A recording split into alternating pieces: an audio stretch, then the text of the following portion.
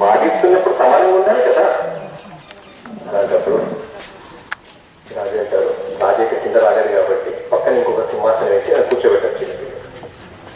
కూర్చోబెట్టినప్పుడు first ప్రశ్న ఏంటంటే రాజుగారు మీది అంటే, భగవంతుడు ఎటు చూస్తున్నాడు?